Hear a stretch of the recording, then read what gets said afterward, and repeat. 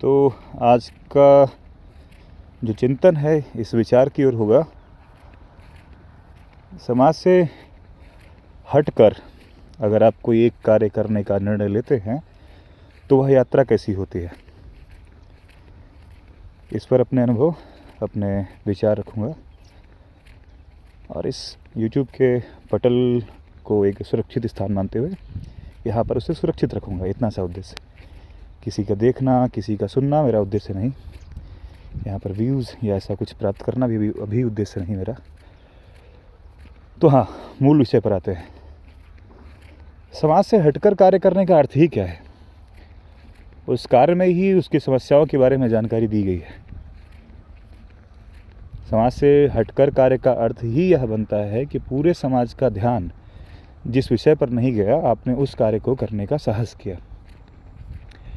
ऐसा करने पर क्या होगा, यह भी पुनः मूल शब्द से प्राप्त हो सकता है कि यदि समाज एक समस्या, एक आवश्यकता महसूस कर रहा था पर उसका समाधान वह उत्पन्न नहीं कर पा रहा था, इसका तो आशय बिल्कुल सरल है।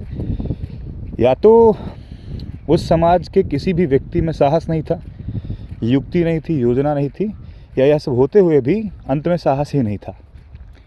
तो अगर आपने उस कार्य को करने का साहस किया तो सबसे पहले आपको समाज के प्रत्येक व्यक्ति से अलग जाना पड़ेगा।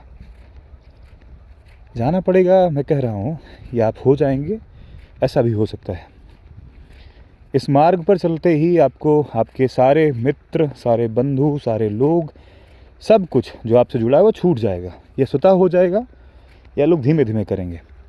तो अगर आप इतने अकेलेपन को, इतने भीषण अकेलेपन को अगर आप जीत सकें और फिर भी काम करते रहें, फिर भी अपने लक्ष्य को न छोड़ें, फिर भी उस परिवर्तन को कर रहें, तो ही मैं मानता हूँ कि आप उस कार्य को कर पाएंगे जो लीग से हटकर है, जो समाज से हटकर है।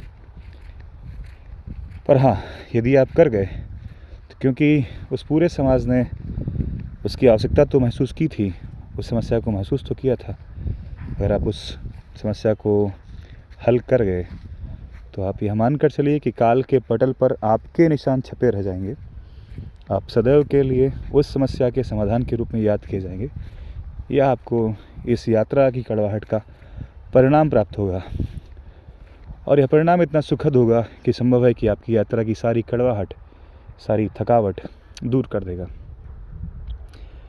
अपने सपनों पर यदि आप काम कर रहे हैं तो बढ़ते रहिए, चलते रहिए। समस्याएं, बाधाएं, कड़वाहट, सारा कुछ परिणाम मिलते ही शांत हो जाएगा, समाप्त हो जाएगा।